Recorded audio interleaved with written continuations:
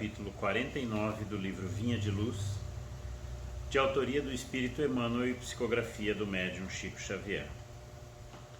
Exortados a batalhar. Amados, procurando eu escrever-vos com toda a diligência acerca da salvação comum, tive por necessidade dirigir-vos esta carta, exortando-vos a batalhar pela fé que uma vez foi dada aos santos. Judas, capítulo 1, versículo 3. O cristianismo é campo imenso de vida espiritual, a que o trabalhador é chamado para a sublime renovação.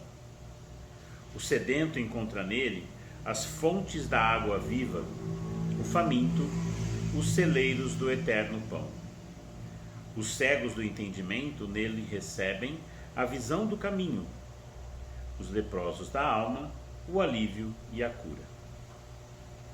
Todos os viajores da vida, porém, são felicitados pelos recursos indispensáveis à jornada terrestre, com a finalidade de se erguerem, de fato, naquele que é a luz dos séculos.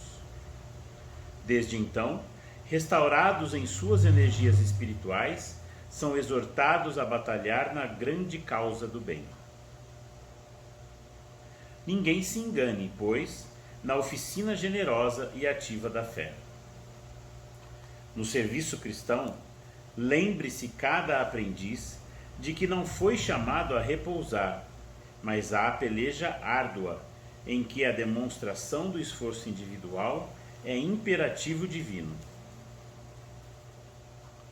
Jesus iniciou, no círculo das inteligências encarnadas, o maior movimento de libertação do espírito humano, no primeiro dia da manjedoura. Não se equivoquem, pois, os que buscam o mestre dos mestres. Receberão, certamente, a esperada iluminação, o consolo edificante e o ensinamento eficaz, mas penetrarão a linha de batalha, em que lhes constitui obrigação o combate permanente pela vitória do amor e da verdade, na terra, por meio de ásperos testemunhos, porque todos nós, encarnados e desencarnados, oscilantes ainda entre a animalidade e a espiritualidade, entre o vale do homem e a culminância do Cristo, estamos constrangidos a batalhar até o definitivo triunfo sobre nós mesmos pela posse da vida imortal. Amantíssimo Mestre Jesus, com grande alegria comparecemos neste recinto de paz que nos concedeste por reduto educativo e de trabalho para o burilamento de nós mesmos, a fim de darmos prosseguimento aos estudos do Espiritismo cristão.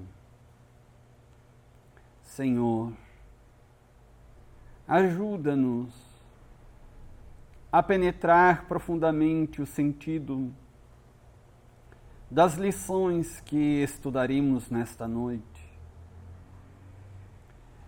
para que estas luzes espirituais possam clarear o nosso raciocínio,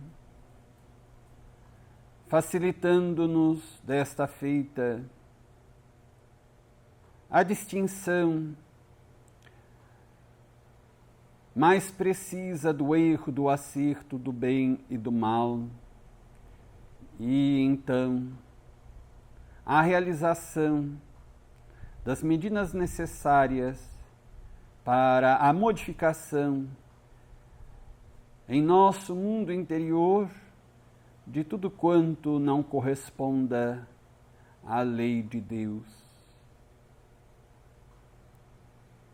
Senhor, a Ti rogamos também que abençoes os nossos irmãos de humanidade que se encontram nos dois planos da vida. Dá-lhes um pouco da Tua paz, balsamiza as suas dores, para que consigam marchar para diante, enfrentando os desafios da evolução.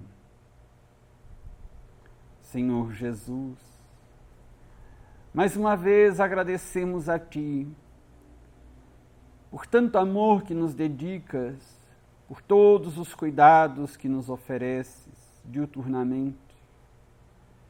E dessa forma Te louvamos, com muita unção e carinho, e bendizemos Teu nome nesta hora, mas também para sempre. Que assim seja.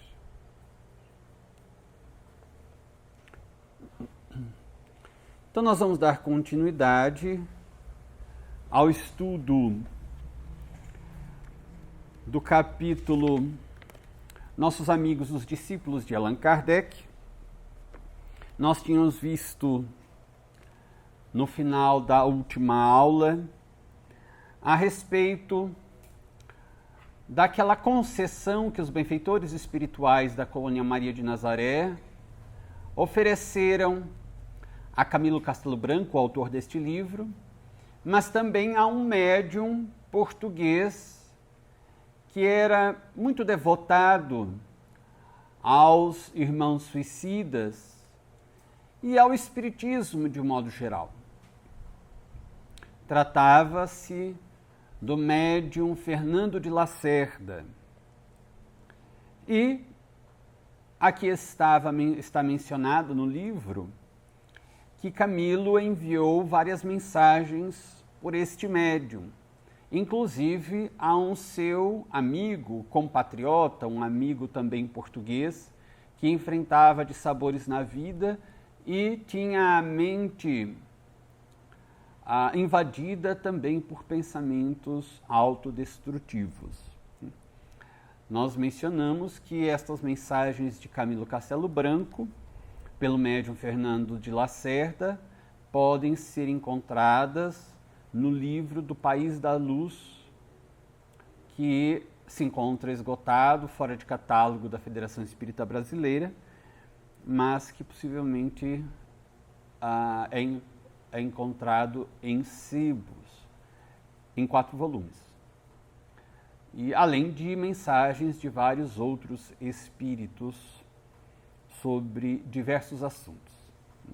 Camilo, como não poderia deixar de ser, ao enviar essas mensagens, ele discorre sobre o suicídio, a falácia, a mentira do materialismo, as surpresas que aguardam o suicida no além, claro, não com a profundeza e a riqueza de detalhes que constam deste livro, até porque um livro de mais de 500 páginas não pode ser resumido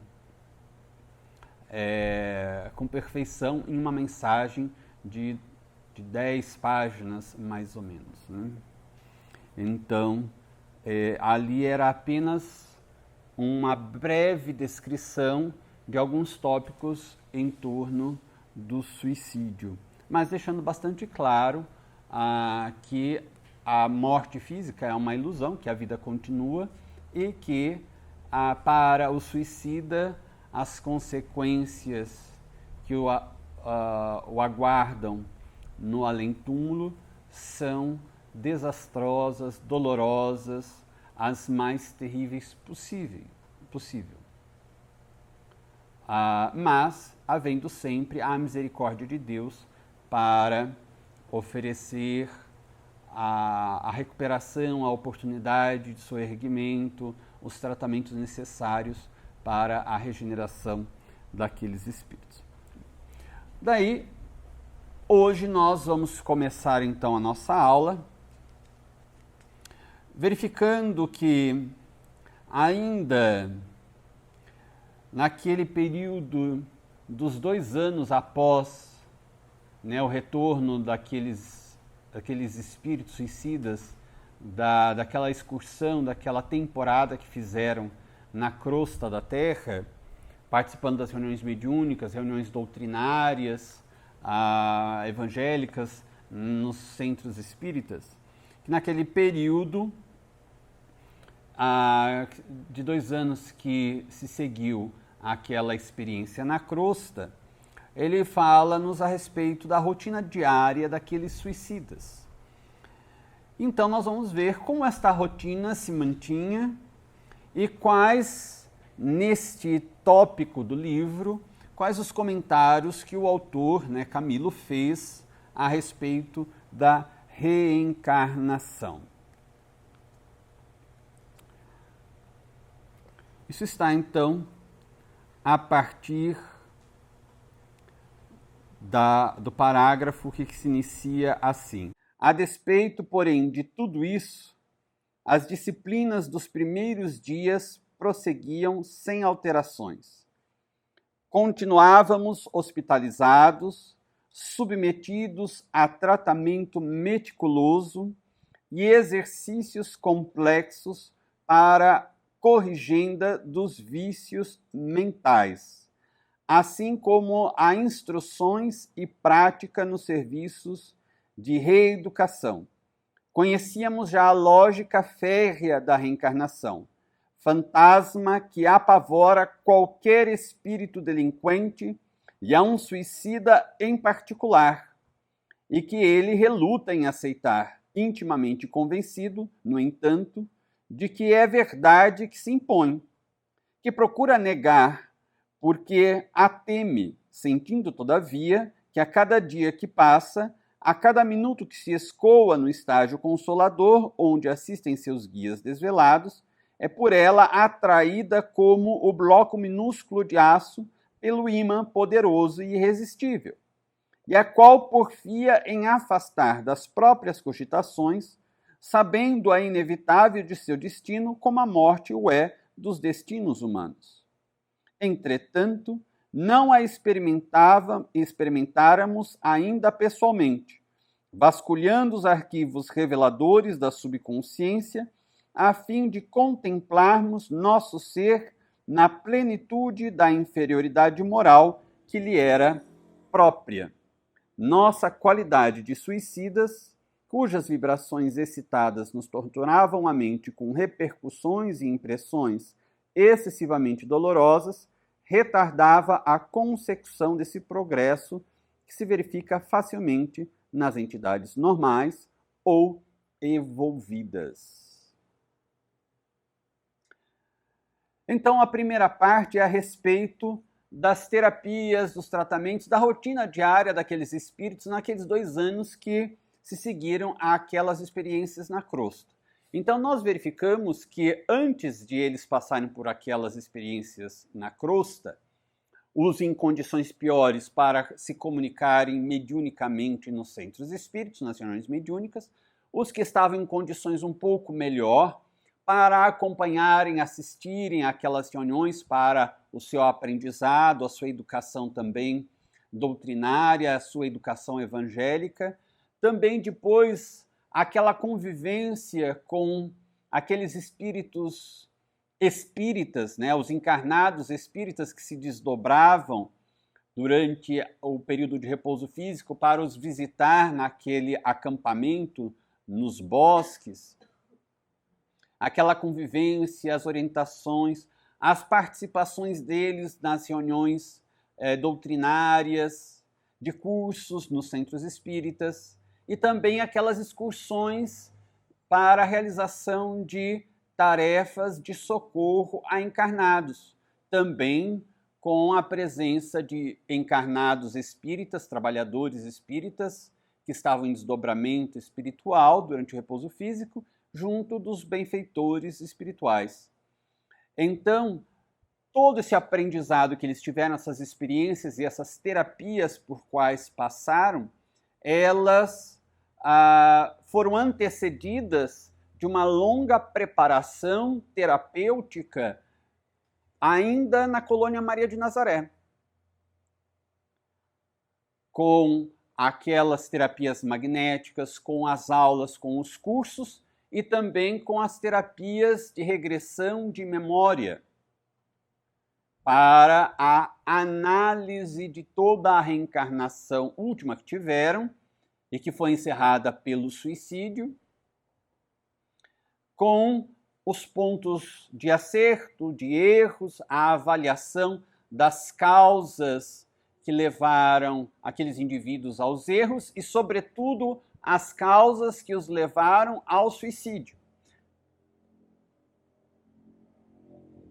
E como eles poderiam continuar desenvolvendo-se e corrigindo aquelas defecções morais para evitar novas quedas, né, reincidências naquelas quedas e, eventualmente, um novo suicídio.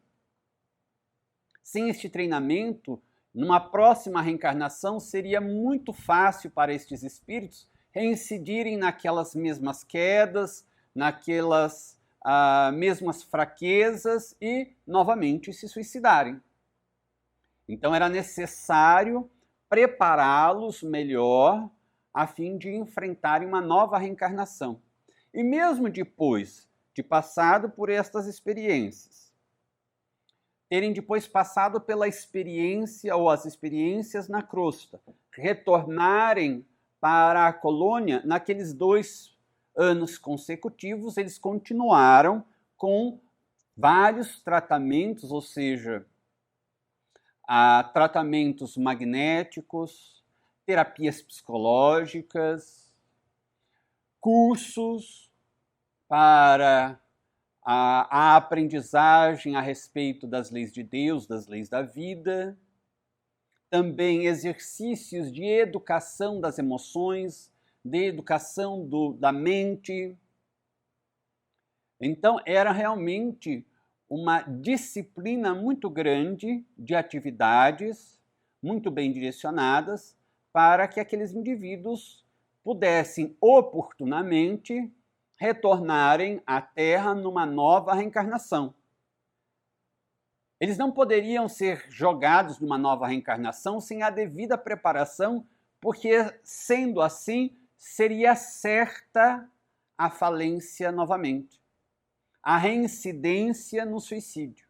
Então, há de se ter uma excelente preparação destes espíritos para que eles possam estar devidamente instruídos, orientados, minimamente educados, fortalecidos na vontade, bem conscientes, de modo para que eles possam se reencarnar e enfrentar, porque lembramos, eles na reencarnação seguinte ou na seguinte, eles vão revisitar aquelas experiências onde eles fracassaram. Bem possivelmente estarão junto dos mesmos espíritos que faziam parte daquele círculo de convivências do passado quando tomaram a decisão pelo suicídio. Então eles vão encontrar um cenário muito semelhante, com vários dos mesmos personagens e as situações muito próximas, muito semelhantes àquelas da época em que cometeram suicídio. Claro, com as dificuldades a mais que o suicídio lhes acarretou. Então é necessário uma excelente preparação. Por isso que ele diz, continuávamos hospitalizados, submetidos a tratamento meticuloso e exercícios complexos para a corrigenda dos vícios mentais. Isso daqui é muito importante para todos nós.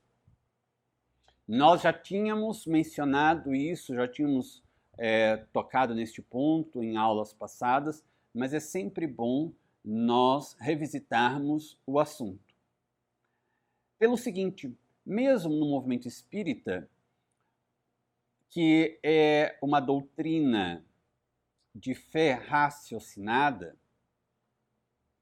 e que prega, portanto, a necessidade de estudo contínuo para que nós possamos conhecer a lei de Deus e a fim de que nós a ela nos ajustemos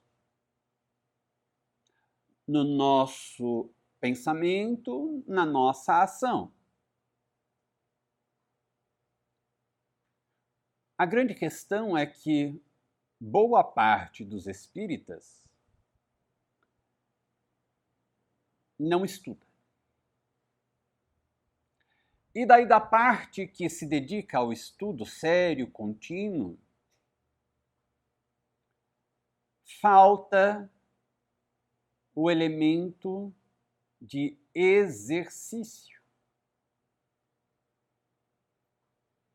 Quando nós vamos participar de algum curso, ou mesmo na escola, nos cursos regulares de instrução, nós temos a transmissão do conteúdo, do conteúdo didático durante a aula, e normalmente segue-se a esta transmissão do conteúdo didático uma tarefa, um exercício para verificação da fixação daqueles conteúdos, para ver se realmente a gente entendeu, se a gente consegue colocar aquilo na prática. Então é necessário sempre passar por estes exercícios. Nós passamos pelas provas, temos as provas nas escolas, nos cursos, a fim de que nós constatemos se aprendemos ou não. É claro que quando nós falamos em termos morais, esta fixação e prática daquelas lições não ocorrem de imediato. Porque é muito mais complexo nós transformarmos um hábito nosso do que simplesmente decorar um conteúdo e aplicar, mesmo que tenhamos decorado e entendido o conteúdo, aplicar numa equação matemática, por exemplo, fazendo o exercício matemático, resolvendo a equação matemática. Então, o que se torna necessário para todos nós é exercitar, nos utilizarmos de práticas diárias, exercícios diários destes conteúdos. Se simplesmente estudamos uma lição qualquer do Espiritismo, uma lição qualquer do Evangelho, do Novo Testamento, mesmo que tenhamos entendido, não, olha, entendi esta questão. Mesmo que tenhamos, além de entendido, identificado as falhas do nosso comportamento com relação àquela lição, digamos, a falha que temos, a moral que temos do orgulho, a falha moral da inveja, a falha moral da maledicência, enfim, qualquer falha que tenhamos em nosso comportamento moral. Então, mesmo que nós tenhamos estudado, entendido a lição e identificado a partir daquele entendimento qual é o problema que reside em nossa personalidade e o que deve ser feito para modificar isso, mesmo que já tenhamos chegado a este ponto, se não dermos o próximo passo, de que adianta? Porque o estudo e o entendimento servem para viabilizar o próximo passo. Porque existe um objetivo. O objetivo de estudarmos e de procurarmos compreender a lei de Deus é para identificar em nós aquilo que não corresponde, que está em desajuste com a lei de Deus. para que depois realizemos este reajuste ou ajuste. Por que o médico irá numa consulta fazer a anamnese, fazer um monte de perguntas, pedir para que a gente descreva quais são os sintomas, o que está acontecendo conosco, como que é a nossa vida diária, qual é a nossa alimentação, quais são os nossos hábitos, e depois ele pedirá vários exames, além daqueles exames clínicos, vários exames, talvez laboratoriais, de imagem, porque ele precisa conhecer o que se passa conosco, precisa entender o que se passa conosco para chegar à identificação do problema que está em nós, do problema orgânico, problema de saúde. Mas o objetivo não é exatamente este, não é o objetivo final este. O objetivo final é recuperar a nossa saúde, o nosso equilíbrio orgânico, fisiológico. Então, toda essa parte de conhecimento, de entendimento, de identificação do problema são etapas do processo, mas do processo de regeneração da nossa saúde, do nosso equilíbrio orgânico.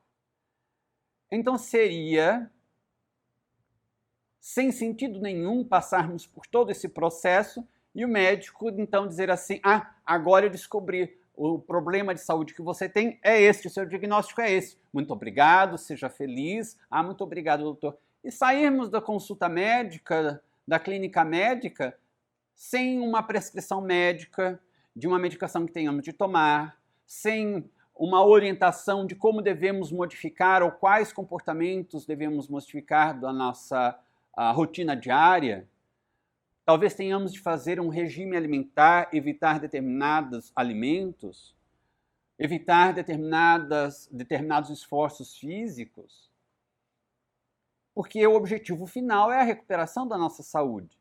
Simplesmente identificar, conhecer o que se passa conosco, entender o que se passa conosco, identificar o problema que está em nós, gerando-nos estes desequilíbrios, a enfermidade, a doença, e parar aí não faz sentido. É necessário ir para a etapa seguinte. A luta para o combate da enfermidade ou das causas que provocam a enfermidade. E isso implica uma série de medidas que terão de ser tomadas de forma disciplinada.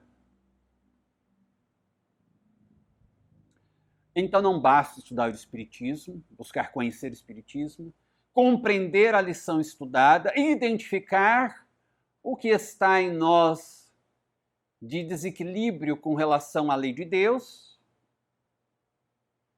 e parar por aí.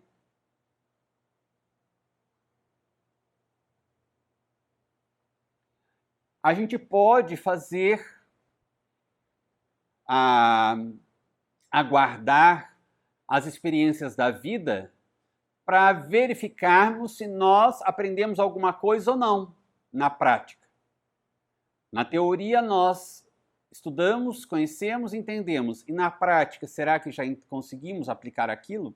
Então as experiências da vida servem para isso, a gente vai verificar. As provas servem para a gente verificar se nós aprendemos ou não. E mesmo as expiações, como está em O Evangelho segundo o Espiritismo, também as expiações nos servem como provas também, para verificarmos se aprendemos, se já conseguimos pôr em prática aquilo que aprendemos nas lições do Evangelho, nas lições do Espiritismo.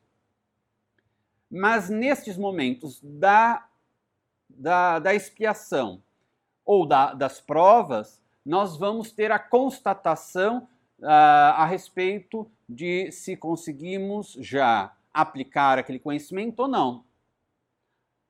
E se nós detectarmos que ainda não conseguimos aplicar, fomos reprovados naquela matéria, o que fazer? Esperar que ou em outro momento chegue uma nova prova, uma nova expiação para verificar se daquela vez nós vamos ter novamente condições de aplicar ou não? Imaginemos que um atleta foi para uma competição. O treinador explicou qual seria, digamos, uma ginasta olímpica. um exercício de solo. Então o treinador fez a coreografia, montou a rotina de exercícios que ela terá de fazer, que a ginasta terá de fazer, explicou, fez para ela ver. Ela entendeu tudo, conheceu qual é a rotina de exercícios, qual é a sequência, entendeu tudo perfeitamente, mas ela não praticou, ela não exercitou. Daí chegou o dia da competição, foi um desastre a competição. Eu não consegui pôr em prática, não. Bom, vamos esperar a próxima competição para ver se eu vou conseguir pôr em prática. Sim, mas até lá não vai exercitar? Não vai ter uma disciplina, uma rotina de exercícios diários para chegar no dia da competição, no dia da prova e estar perfeitamente preparada? Vai chegar de novo a próxima competição e ela vai perder. Não vai conseguir executar. Daí ela vai esperar a próxima prova.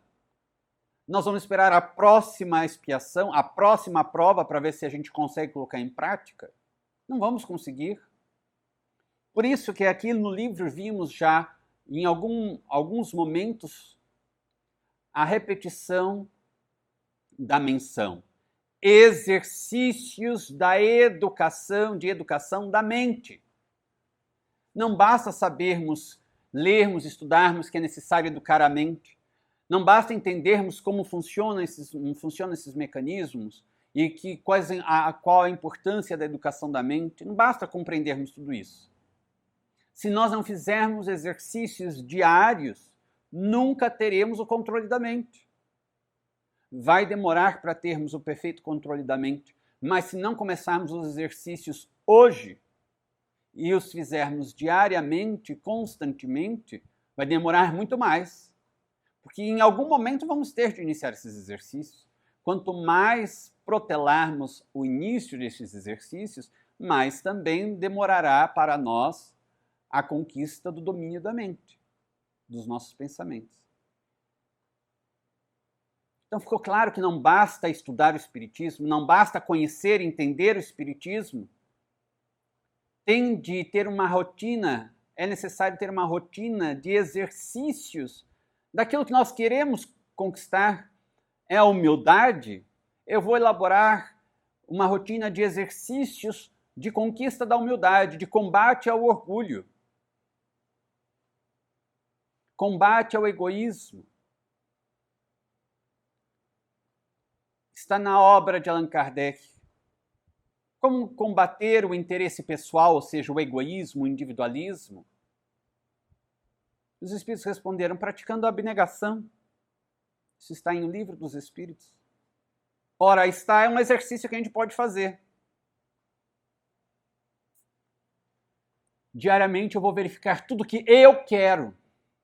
Egoísmo. Eu quero. É a minha vontade, é uma coisa que eu quero para mim. Se eu quero para mim, é o meu desejo, é ego, é egoísmo. Então vejamos quantas coisas que eu quero durante o dia. O meu programa diário, na minha agenda, todas as coisas que têm a ver com o meu interesse pessoal, individual, com o meu egoísmo. Quantas tarefas têm a ver com o meu ego, com o meu egoísmo? E quantas tarefas têm a ver com o bem coletivo, com o interesse coletivo? Quantas tarefas estarei dedicando a cooperar, na cooperação com a obra de Deus? Nos reportando, então, a um dos objetivos da reencarnação, como está escrito na obra O Livro dos Espíritos. Cooperar na obra de Deus. Daí, se identificarmos que a listinha de objetivos de tarefas que são pautadas em nosso egoísmo, nosso individualismo, nosso ego, é muito maior do que a outra, Então, assim, vamos equilibrar um pouco isso? Extirpar o egoísmo de uma vez não tem como. Mas vamos tirar pelo menos umas 2 ou 3 tarefas do ego e colocarmos 2 a 3 tarefas a mais para o interesse coletivo? Não tem como transformar esta tarefa, será talvez tão egoística, em uma tarefa mais altruística?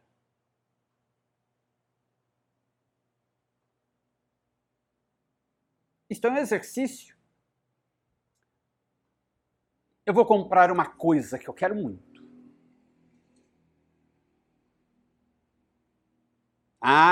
Eu trabalhei, eu tenho direito, eu mereço. Se trabalhou honestamente, ganhou honestamente o dinheiro, pode fazer o que quiser com o dinheiro. É um direito de fato. Mas se o meu interesse é me tornar um espírito de luz, um espírito perfeito, eu tenho de combater o egoísmo. Tenho de combater, portanto, o interesse pessoal. Então, será que eu não poderia, de vez em quando, eu coloco como objetivo, como exercício, de vez em quando, aquilo que eu quero para mim, eu vou abrir mão disso, abnegação. E em vez de me dar de presente, eu vou presentear alguém.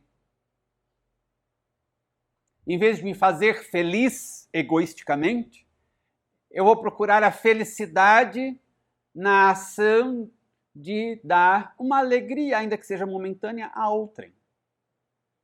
Exercício. Sem exercício, nós não chegaremos a lugar nenhum.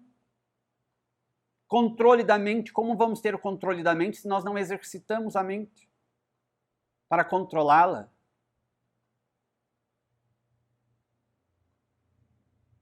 Agora, quais são os exercícios diários de controle da mente que nós estamos fazendo? Lá eles faziam diariamente. Ou será que nós estamos esperando desencarnar para começar os exercícios? A diferença é que eles não tinham noção nenhuma de espiritualidade. Nós já temos. Inclusive que, por eles não terem controle nenhum da mente, estavam tendo de se submeter a exercícios diários de controle mental.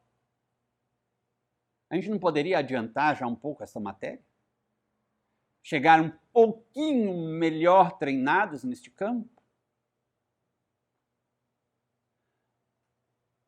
No entanto, talvez a maioria vá dizer: mas o dia é muito corrido, não dá tempo de fazer isso. Para aqueles espíritas que não são verdadeiros espíritas, porque não compreenderam o objetivo da reencarnação, não vai dar tempo mesmo. Aí está, novamente, o egoísmo, o ego. Não dá tempo porque lotou a agenda diária de compromissos que atendam aos interesses do ego, os interesses do reino de Mamon. Claro, não sobrou nenhum tempo para os interesses do reino de Deus. Foi uma opção do indivíduo. Agora, se ele já tem consciência espírita, daí ele vai organizar melhor a agenda dele. Vai cumprir com as obrigações do reino de César, entregar a César o que é de César, mas sem esquecer de entregar a Deus o que é de Deus. Se nós estamos reencarnados e só recebemos a concessão reencarnatória, assumindo um compromisso reencarnatório, e nesse compromisso estar colaborar com a obra de Deus, é necessário achar, se não achar, fazer, criar espaço na nossa agenda diária para o cumprimento deste tópico, deste objetivo da nossa reencarnação. Abnegando, abnegação, abrindo mão de determinados interesses ainda muito pessoais, muito egoísticos nossos, para interesses de uma ordem mais elevada. Sem exercício, não chegaremos a lugar nenhum. Virá a prova, fracassaremos. Virá a expiação, fracassaremos. Aí desencarnaremos.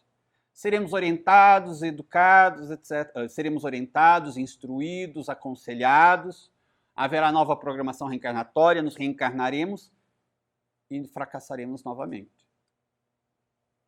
Sem exercitar. E daí a questão da reencarnação. Os espíritos são unânimes em dizer que do ponto de vista psicológico, é muito mais é preferível ao espírito enfrentar a desencarnação,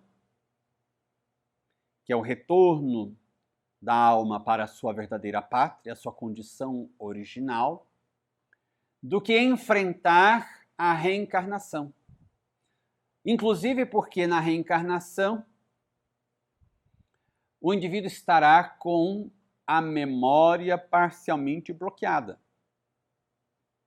Terá o esquecimento do passado. Mas também porque, normalmente, no nosso estágio evolutivo, no planeta Terra, ao nos reencarnarmos, nos reencontraremos naqueles mesmos cenários e normalmente com os mesmos personagens de nossos dramas pretéritos, de outras reencarnações.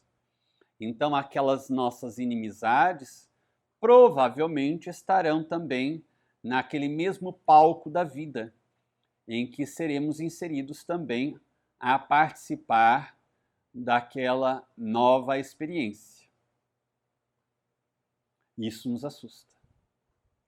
Ter de enfrentar alguém que odiamos, ou ter de enfrentar alguém que nos odeia, convivendo com estas pessoas.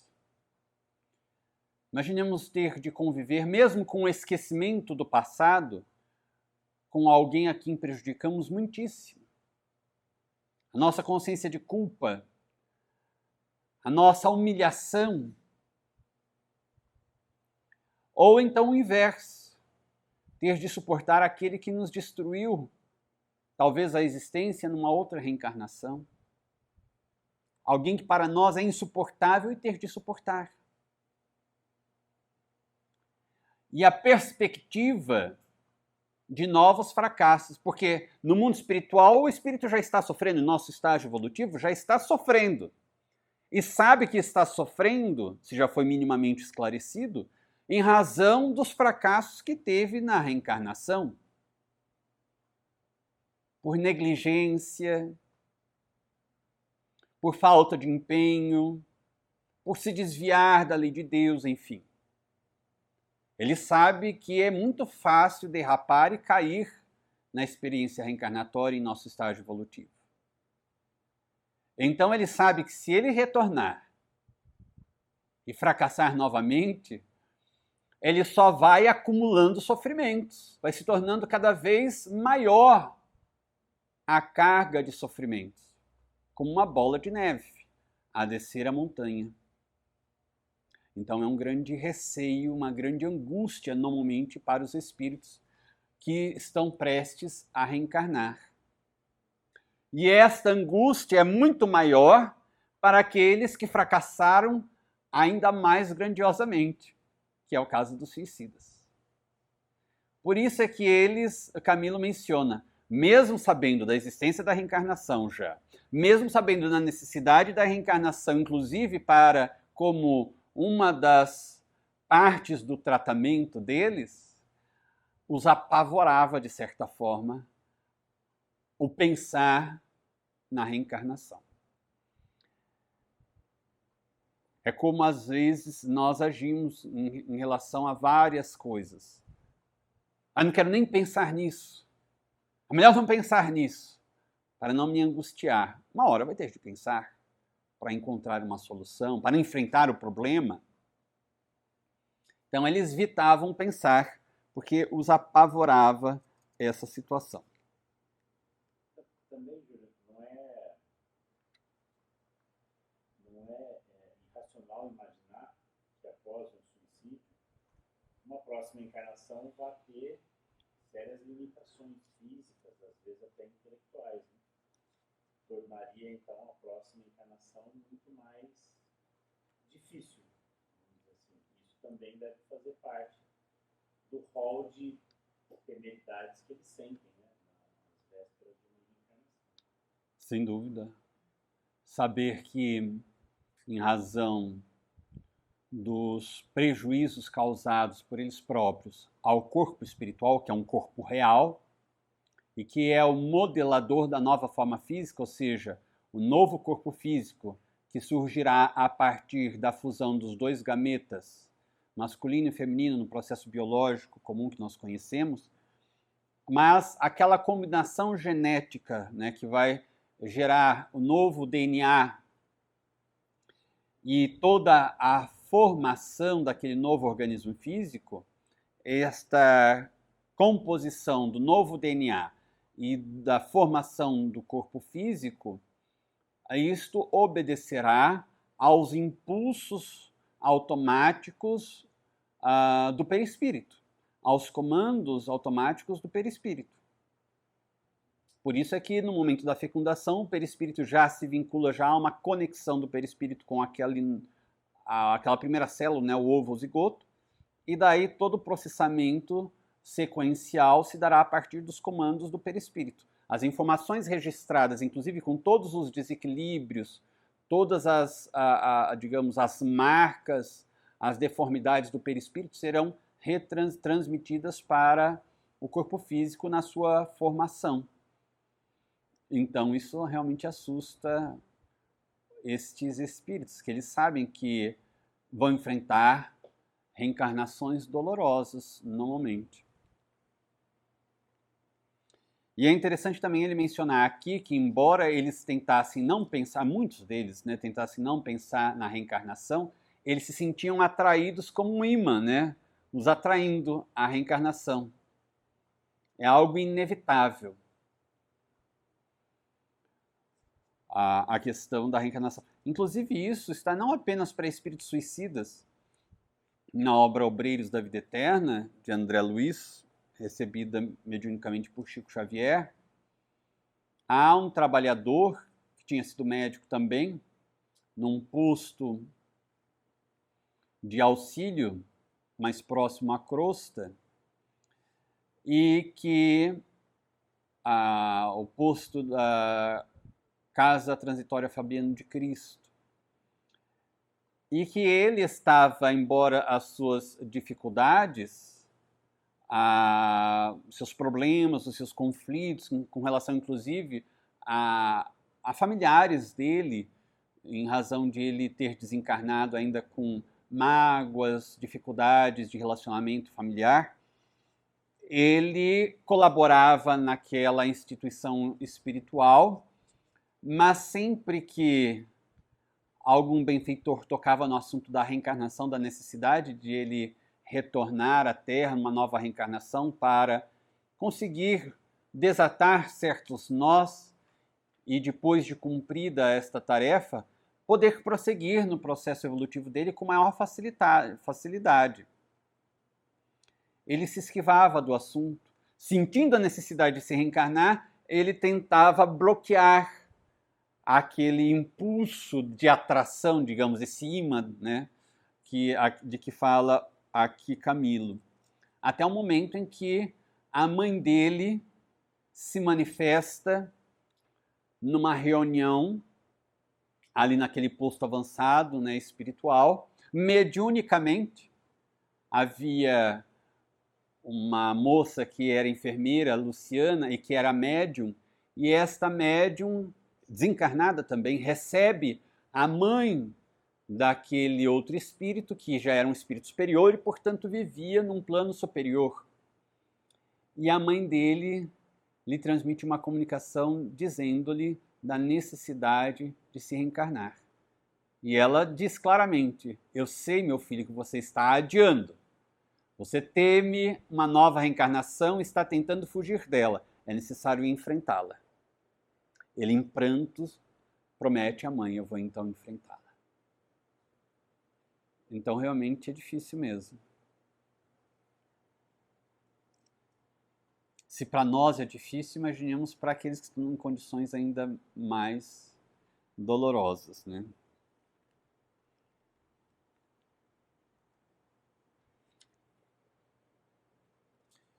Até aqui é nessa questão alguma dúvida, tem alguma colocação do Camilo que gostariam de comentar?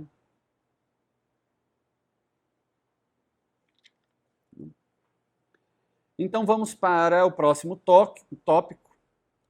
Camilo menciona que nesse tempo transcorrido de 2 anos, ele e os outros pacientes haviam estreitado as relações de amizade com o pessoal dos serviços hospitalares.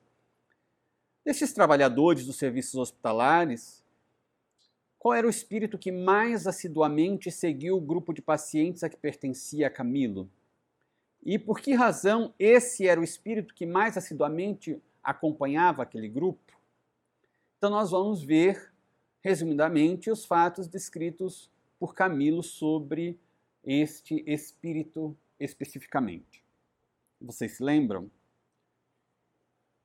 Roberto Canaleiras. E ele fala que ele diz que ele não era um espírito tão elevado quanto o pai, Carlos Canaleiras, e alguns outros trabalhadores. Talvez os aproximassem ainda mais, né, em sintonia e em amizade. E ele fala, você fala a respeito do histórico de Roberto Canaleiras? Resumidamente, quais eram os fatos que o Camilo descreveu a respeito dele? Que ele teve uma encarnação, acho que duas encarnações atrás, ele foi casado com uma mulher e que essa mulher não correspondeu ao seu amor.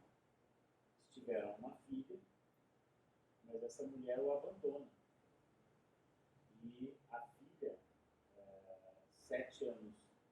aos 7 anos, ela, por saudade da mãe e por causa da tuberculose que ela pega do próprio pai, que era um médico, né, também naquela época, ela venha desencarnar com 7 anos. E isso faz com que ele se torne uma pessoa muito triste, né, naquela encarnação.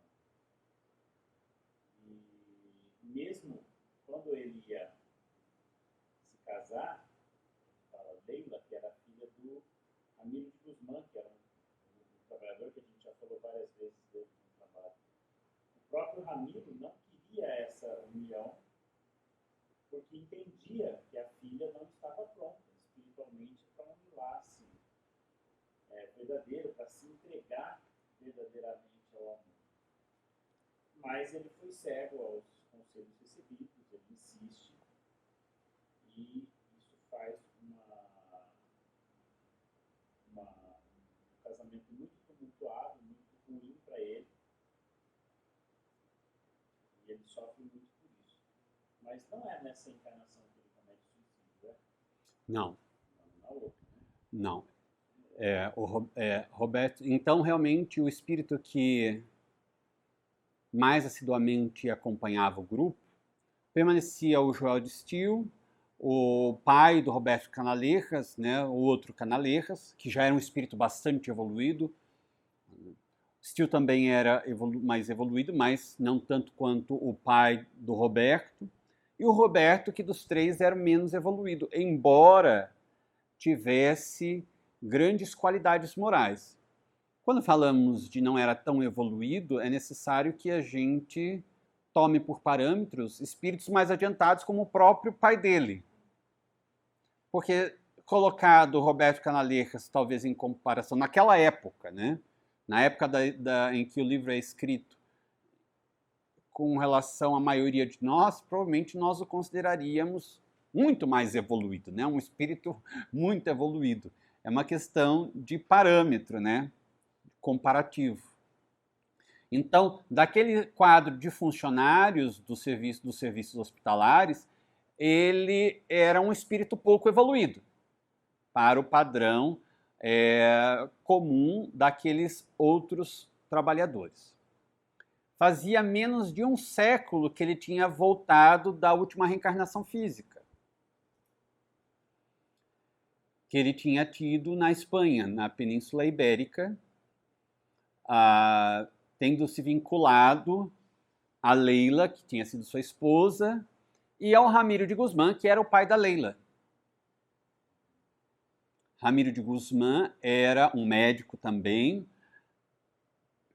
um médico extremamente culto, erudito, era uma alma já muito adiantada, muito evoluída, e era da aristocracia,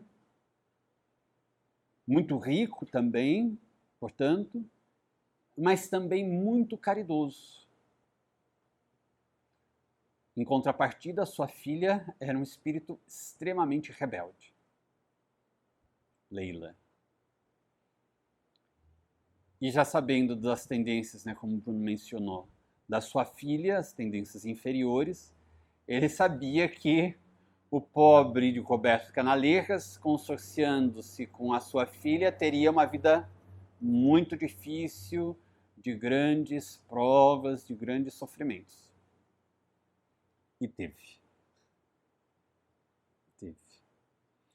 Mas também menciona aqui o Camilo, por informes do próprio Roberto, que todas aquelas experiências que ele ali passara com a filha dele, que desencarnou de tuberculose, e a esposa Leila, faziam aquelas situações dolorosas parte de resgates, de expiações e também, portanto, provas que ele tinha de passar, enfrentar.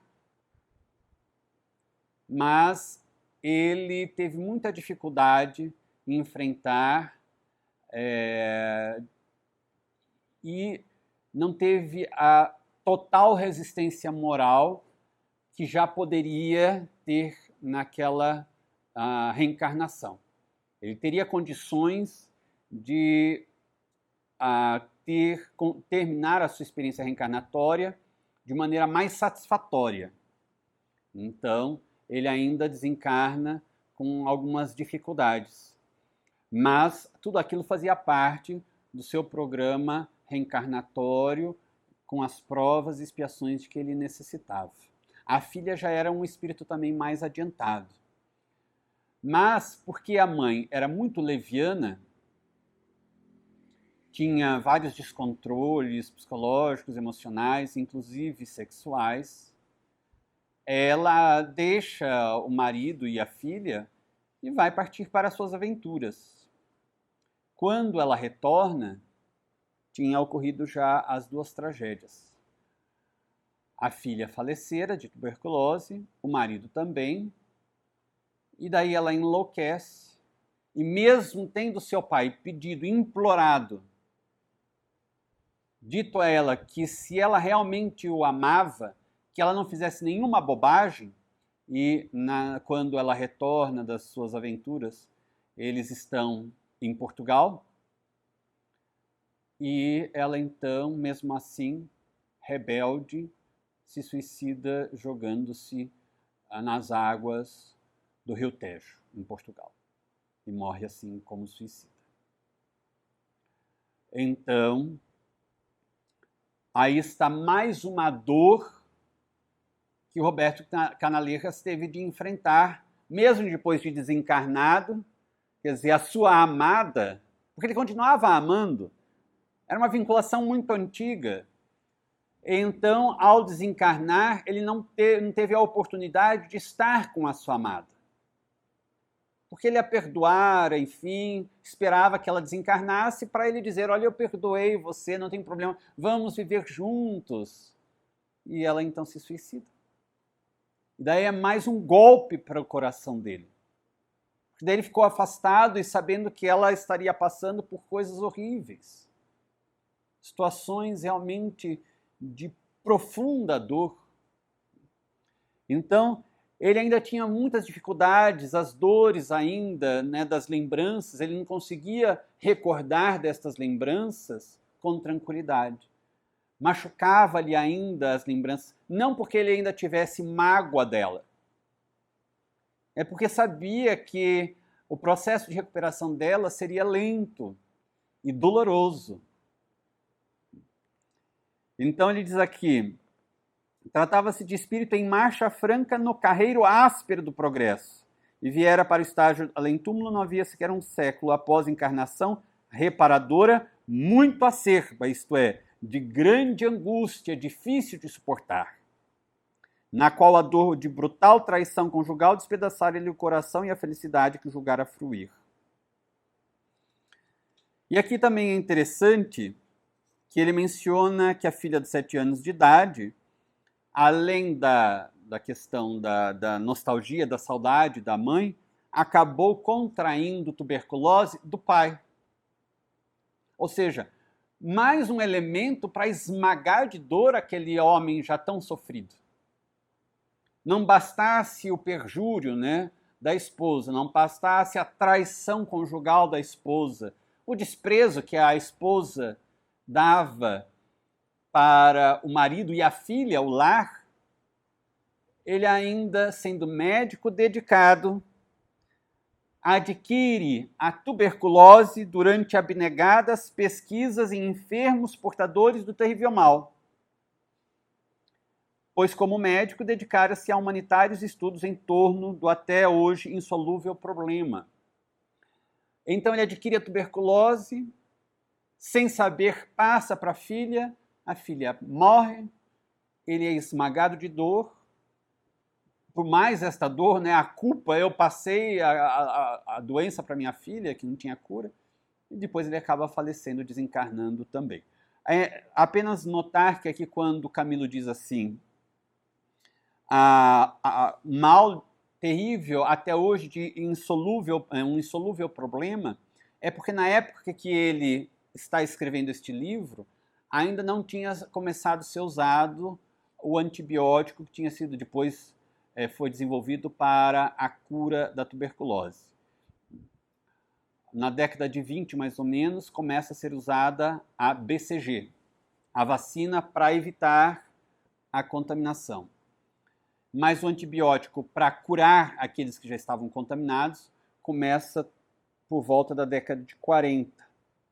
Então, na época que ele escreve o livro, realmente ainda não existia a cura, um tratamento para curar a tuberculose. E outro detalhe também era a questão aqui que ele menciona, da diferença de status social, porque o Roberto de Canaleiras, na verdade, era um filho adotivo. Então ele não era nobre de sangue, ele era um filho adotivo. E, em contrapartida, Leila era nobre pelo sangue. Não nobre de moral, mas nobre pelo sangue.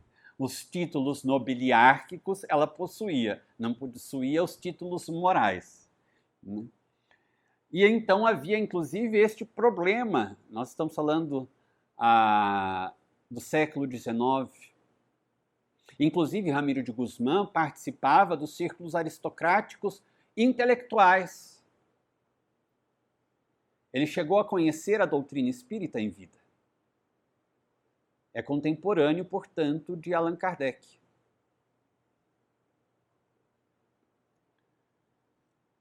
E depois, na sequência, ele diz assim, Camilo, nos últimos quartéis do século, falando um pouco do passado de Roberto de Canaleiras, que entra daí no tópico que você tinha perguntado.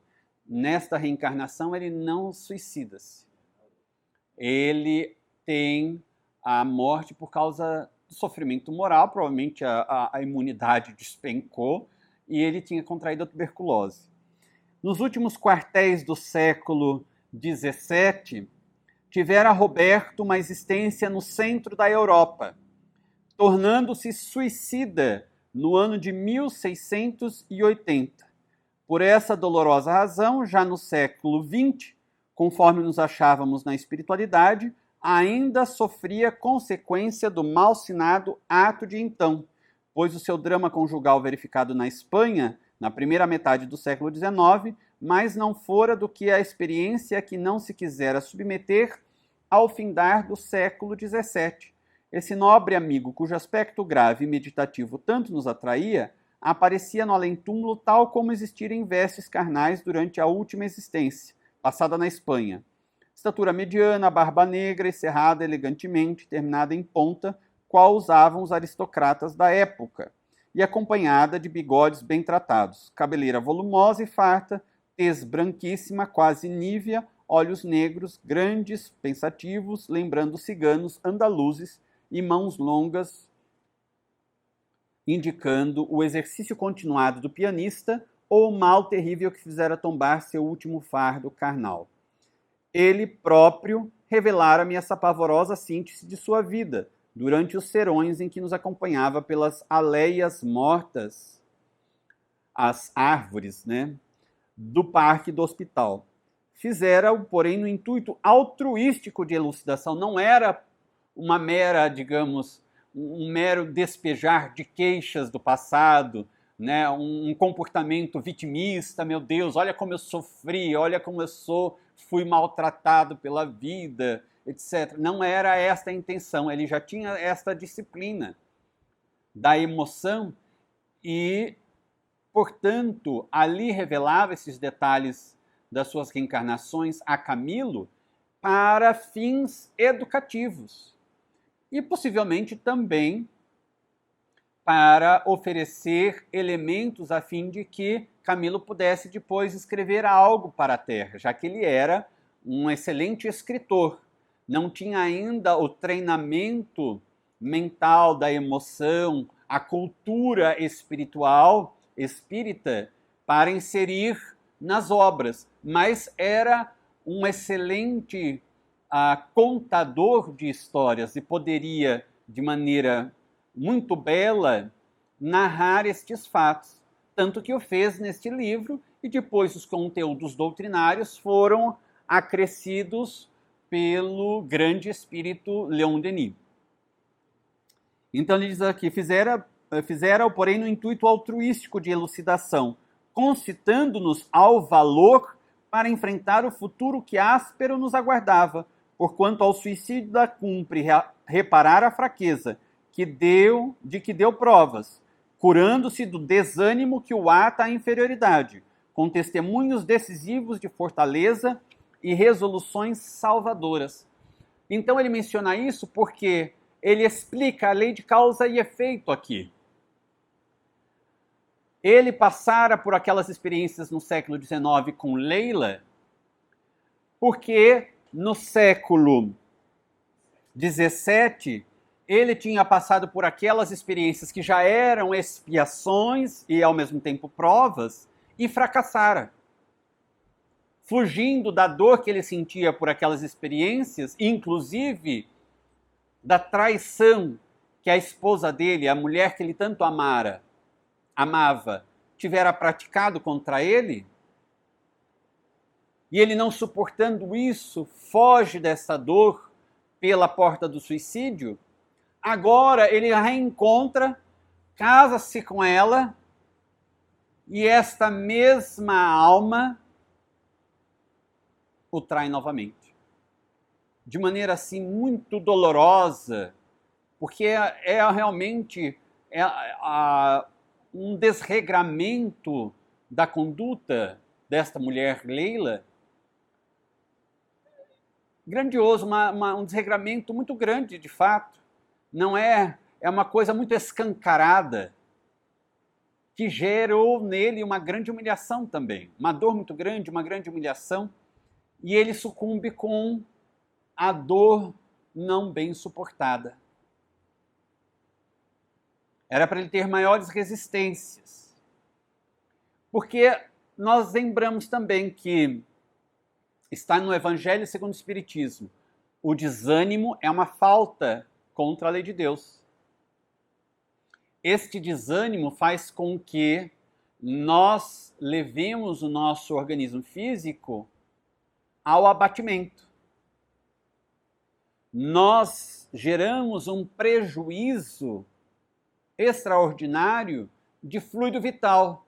Sem fluido vital, o organismo físico não consegue funcionar adequadamente, perdemos vitalidade física e, com isso, podemos desencarnar antes do tempo. Então ele, embora tenha enfrentado as experiências da reencarnação no século XIX, com coragem, ainda não tinha conseguido o nível satisfatório de enfrentamento daquelas provas e expiações. É a recapitulação. A gente não passou na prova, né, pela experiência, não teve bom resultado na experiência evolutiva, passa por ela de novo. Então vejamos, na primeira vez ele se suicidou. Nesta outra vez, voltando ao mesmo cenário, com os mesmos personagens, ele não se suicidou, mas não teve ainda a grande resistência moral. Então era necessário ainda fazer maiores esforços, aprender mais, para que conseguisse então ter um equilíbrio muito maior. Vocês se lembram qual foi esta reencarnação mencionada aqui no século XVII?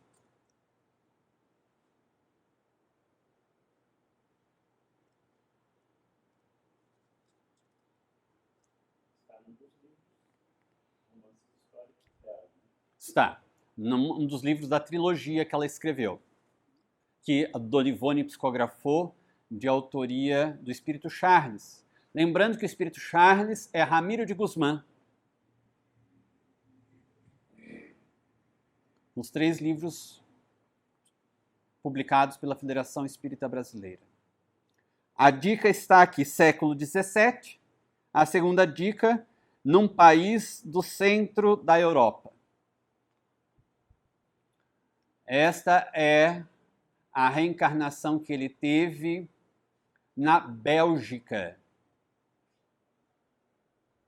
Isso está no livro O Cavaleiro de Numier. É o segundo livro da trilogia. O Cavaleiro de Numier. É uma reencarnação que Roberto de Canaleiras tem na Bélgica.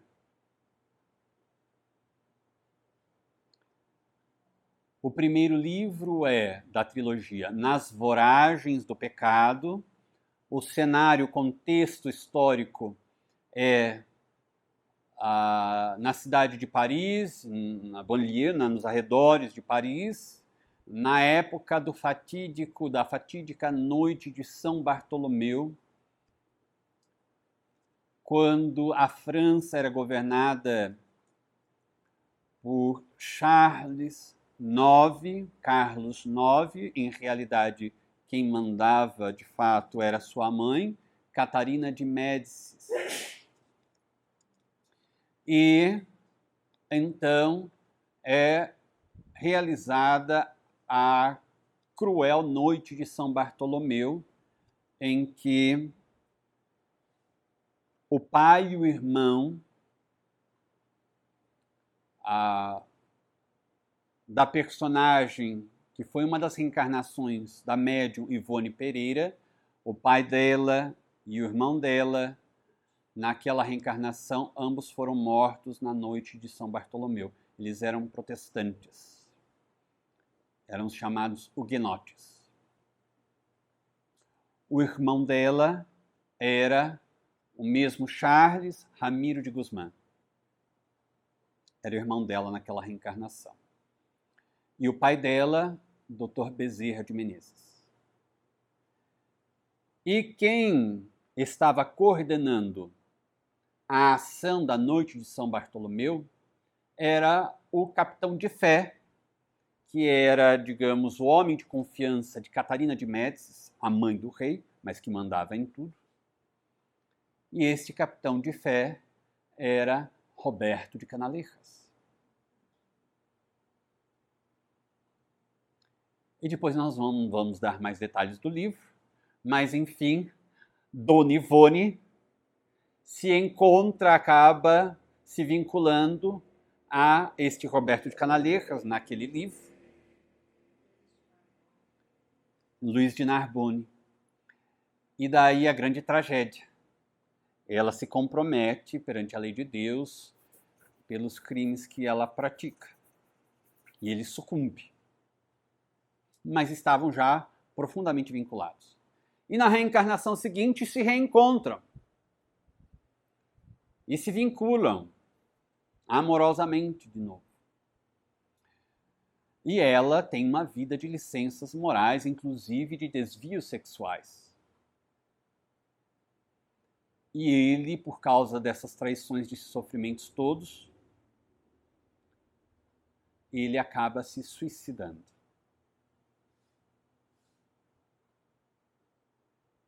Henri de Noumier. Ele acaba se suicidando.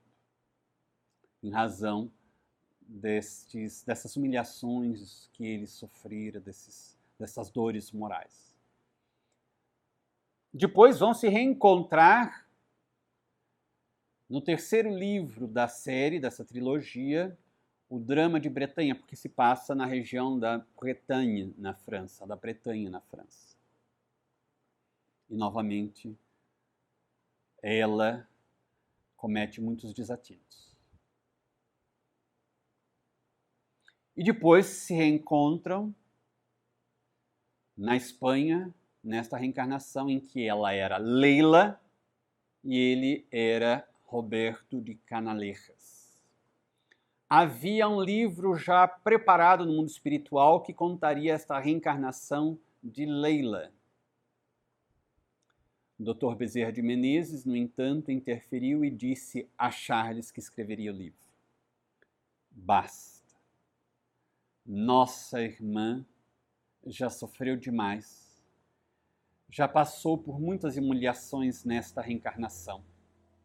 A expiação e a prova e as provas que ela tinha de passar, ela já enfrentou e as venceu. Não é necessário mais esta humilhação, não é necessária mais esta humilhação. Cancele este livro. Poupe nossa irmã de mais lembranças dolorosas e mais exposições. E a própria Dona Ivone do Amaral Pereira relata, isso ela própria relatou, que esta filha, que desencarnou com cerca de 7 anos, e era uma alma, um espírito nobre, lhe aparecia com muito carinho, muita ternura para visitar a mãezinha querida dela. E o choque psicológico que Dona Ivone sentia naquelas aparições que ela via, era médium vidente, era tão grande de remorso, de culpa, que ela quase enlouquecia. Ela entrava em pranto convulsivo e um dia ela disse ao espírito: eu lhe peço, por misericórdia, não me apareça mais. Você é uma alma tão nobre, mas a sua presença me faz recordar a minha crueldade, a minha baixeza, a minha vileza, e eu quase enlouqueço de sofrimento, de culpa, de remorso. Eu não estou ainda preparada. Daí o espírito não lhe apareceu mais. Provavelmente a acompanhava, auxiliando, inspirando, mas não lhe apareceu mais.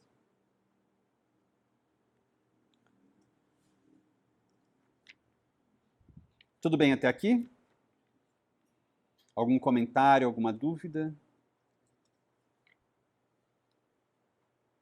Então vamos para a nossa prece final.